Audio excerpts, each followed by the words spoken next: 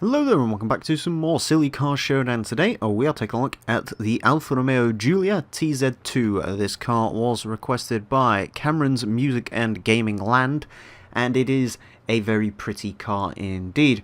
Our first classic Alfa to take on the course, and one of two Alfas that have taken it on so far, along with the Stelvio. That is a very weird looking engine block in there. Anyways, yes, very pretty car. The question is, will it be a very quick car? Well, not with the stock engine, which can make about 400 horsepower if you give it the turbo, but we're not going to keep the stock engine. Instead, our options are a 3.2 litre inline-6 from a BMW or the ever-present Turbo Rally. We are going to go for the 3.2 litre inline-6 because we haven't had that engine yet.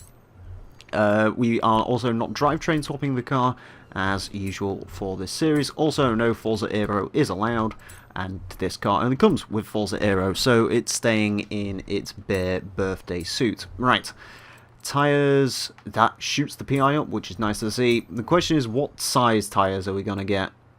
245s on the front, and 285, okay, 285s on the rear is pretty darn good.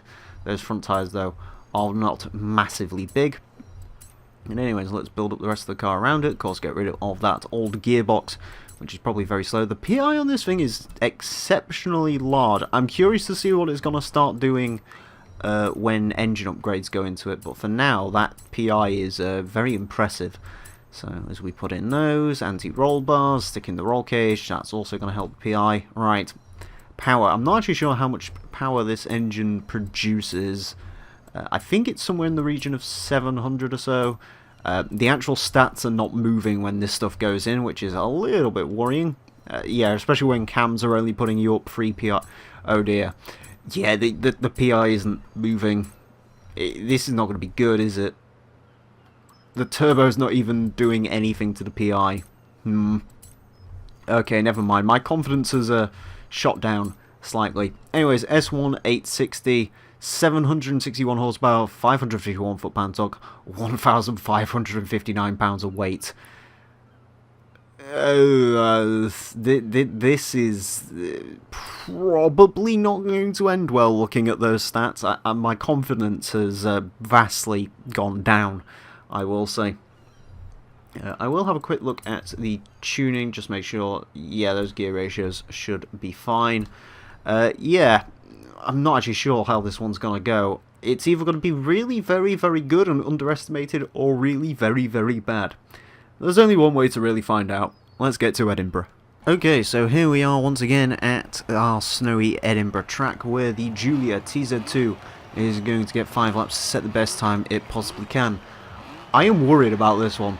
So I drove it a little bit before doing this, as in just like down the street while I was waiting for Azza, and well, it has a couple of issues. It's very good at doing burnouts, however I have found out if you hold the handbrake, the rear wheels can still move and you can still have speed in this car. It's ridiculous. It also doesn't seem like it's the most controllable thing in the world, but nevertheless we shall see how it does. Of course, our current leader is, well, the leader we crowned last time, the V8 Ford Focus RS, that set a time of a 141.598, the Alfa unlikely to beat that. I'm not actually sure what the Alpha's going to do. It depends if it's well behaved or not. Gremlin territory, maybe, might be a good place for this. The power to weight ratio on this is insane. 700 horsepower to 1,500 pounds of weight is pretty darn ridiculous, but in terms of getting this thing going in a straight line and all the rest of it, it's very complicated. The gear ratios on this are very short, which isn't great, combined with the fact that this is a single turbo engine, and trust me, this single turbo engine makes all of its power very high up, so essentially the rear end is kind of uncontrollable. Did we hit that? Yeah, we did. Okay, cool. I mean, we're not going to set a great lap on this first run out, but still, yeah, it's kind of... It's not very nice to drive. I'm very much using about a quarter throttle throughout most of this. It's very quick though. Once you sort of get on the straight and narrow, it is very quick. Yeah, brakes are not great. Also, apparently painting this car white and sending it here was not a good idea. It This car gets really dirty. I was not expecting that. This is like one of the best sort of dirt model cars I've seen. Usually the cars only get a little bit around the arches, but this thing, I guess it's because it's so small, gets a hell of a lot. That first time right there is not great, and missing that is also not great. This is not the Ford Focus. I can't have that much confidence in it. Still, at least with a time like that, it would beat out the Unimog, should that be its final time. Hopefully it isn't, but yeah, it's not great. It is not a great car to drive. Again, very, very pretty, don't get me wrong. Lovely in a museum. Not so lovely when driving it around a snowy Edinburgh course and actually trying to do well with it. You can sort of see as soon as I try and put on any more throttle, it's just the rear wheels break loose. I mean, that's quarter throttle and the wheels are broken loose in 5th gear at 120. And all it wants to do is just spin them. It is insane. Absolutely nuts. Can see how well we can do down here. And half throttle, half throttle, half throttle. Right, full throttle finally. No wheel spin. Actually, it's not massively quick. Then again, we didn't get that good of a run-up launch there, so can't really comment too much on that. Yeah, I mean, you can only really get away with full throttle in a straight line, and even then it's sort of kind of touch and go. It's not the best driving car in the world, as it turns out, when you stick 700 horsepower in a classic Alfa Romeo. With the engine stock 400, it's probably more controllable. Wouldn't surprise me if it actually would be quicker with the standard engine, but there you go. At least it's not the Turbo Rally, because the Turbo Rally would have had issues. How much boost are we making? 17.8, okay. Always have to check that, just for fun. I didn't check it on the Focus, but then again, we're going to probably drive a lot of cars with that V8 engine. Ironically, I believe that was the first car we've had with the 6.2 V8, which is one of the most common swaps in the game, so we've only had one Turbo Rally car so far. We're actually doing pretty well on engine swap variety. Right.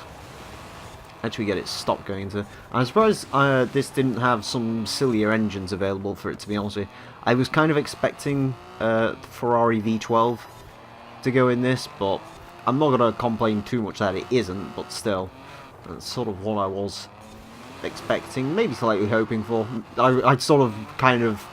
Maybe I just wanted a car that had 1500 horsepower and weighed 1500 pounds. I wonder if it's possible to get a car to have an equal amount of horsepower and pounds.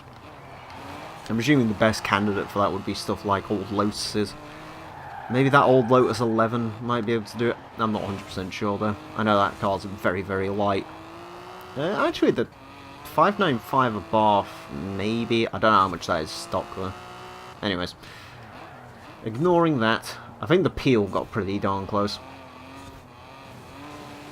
But yeah, it's just a case of trying to be smooth with the Alpha. You really have to put most of your mind on focus when driving this thing, because my god, it is not a particularly nice car to drive.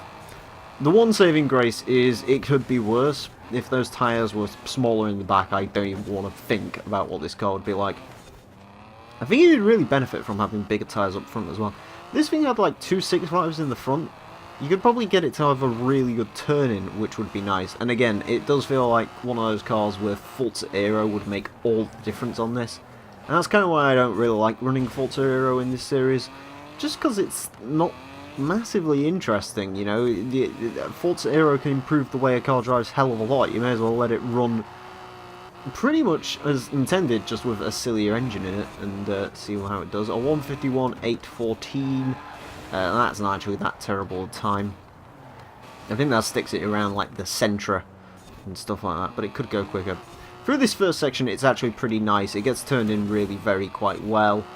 It is, ironically enough, for one of these sort of cars, it is better at lower speeds than it is at higher speeds.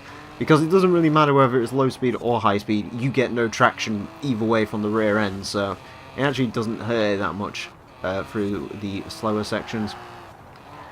It also doesn't feel as light as it would, as the weight would imply. It doesn't feel like a 1500 pound car. It doesn't feel like it's being bumped around by jumps and all the rest of it as much as many other cars that are lighter than this, so that is actually a benefit. It's not bad, you know, it's certainly far from the worst thing we've had. It's one of the oldest cars we've had, but, you know, comparing it to stuff like the Transit, which is a very similar vintage, that's a 65. The Cadet, I think, was 65. This is better than the Cadet, no doubt on that. Although I would probably drive the Transit over this, even though this is quicker than the Transit. It's actually a second quicker currently. I'd definitely rather drive the Gremlin than this as well. The Gremlin's sort of similar vintage as well. I'm sort of having a look at the board and sort of seeing, or trying to glance it out the corner of my eye. Of course, the EcoBoost GT40 is the closest thing to this, but this is never going to touch anywhere near that car. You know, that car was S2 class and all the rest of it, and I've missed that corner, which is good. The Alfa is not that, so yeah, it's interesting, certainly. Right, final lap, push it down. Let's see how well we can do here. Right, could actually get full throttle down that straight there, which is quite nice, something I haven't experienced in a while. Right. Again, slow sections are very nice in this car, very easy to deal with. A little bit too much curb on the way in. Probably should have paid more attention to that.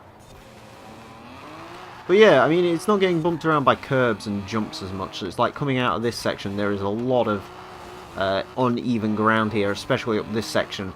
A lot of cars launch through the air there. This doesn't even think about it, which is nice.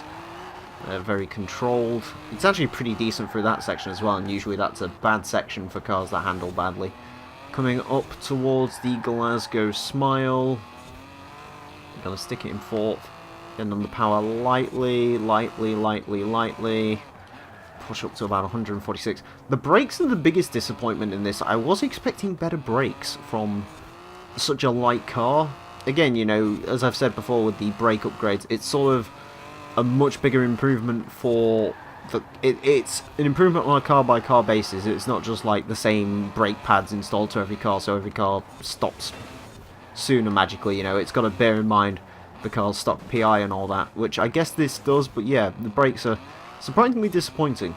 The brakes are surprisingly disappointing. Front end grip is surprisingly good, and in general, the car is not as bad as it felt like it was on the small little sort of test drive I do while I wait for Azza, but it's still not great. I still probably would avoid it. It's not one of the better driving cars we've had. It is definitely not wanting to get down on the power too much, and across the line it's not going to go any quicker in the Giulia TZ2. Yeah, it's not really a disappointment because I wasn't really expecting much from it. Considering its PI and all the rest of it, it actually hasn't done that bad. But yeah, it's kind of obvious it's a car which you really should not be putting this much power through. The TZ2 is definitely designed more for handling builds over just going for raw power. And just in general, you know, this 3.2 litre inline 6 is kind of a weird engine for this car because, again, it does just make so much boost towards the top of the rev range because it's single turbo, so you get a decent amount of turbo lag, which is something to bear in mind when building a car because, you know, in a car such as this, which is very, very light, you know, boost all coming all at once really can affect it. It can make the rear end step out. Anyways, enough rambling. A 151.814 will put this car into 12th place. It goes in between the TVR Speed 12, which was ran stock because it was the benchmark, and the Nismo Sentra. It is a second up on the Ford Transit Mark 1, which is pretty good because that's a car of similar vintage. Quicker than the Boostman Inc., the Wooded Wanker, and the VTEC Opel Kadett. Losing out slightly to the Acura RSX. Yeah, I don't know if it was better than I expected or not, to be honest with you. I wasn't really sure what the TZ2 was going to do. It felt like it was going to kill me at first. It sort of tried to a few times, but it wasn't too terrible. So, yeah, a bit of a hodgepodge of answers there, but overall, it's alright. I definitely would not put this much power through it, though, if I was you. Anyways, thank you all very much for watching this edition of Silly Car Showdown. As always, if you want to request cars for this series, you can do so down below in the comment section, whether that be on my channel or on HG Central. If you want to request cars and get them added to the list faster, or more certainly, you can join my Discord server, which is linked down below on my channel. I have a request page. Simply request cars in there, and those do get added to the list fully. You increase your chances from about 90% of having your car shown on the list to 100%. Also, if you've enjoyed my content and you're watching this on HG Central, you can come check me out for some pretty subpar content.